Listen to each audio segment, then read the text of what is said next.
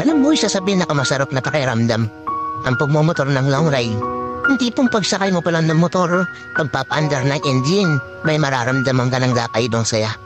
Dahil kapag nagmumotor ka na sa mahabang biyahe, talagang nakakawala ng stress at ma-appreciate mo pa ang ganda ng mundo. Hindi pong habang nagmumotor ka, masasabi mo na lang sa sarili mo na, wow, ang sarap palang mabuhay.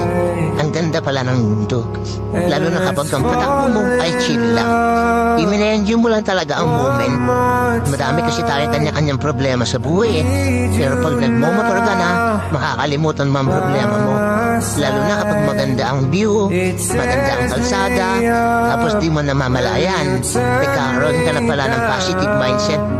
Dahil magaan ang pakiramdam mo eh. Kaya kapag stress ka na, kailangan mo lang din talaga minsan ng mahabang biyahe bilang isang pahinga. Ang weird, no? Kasi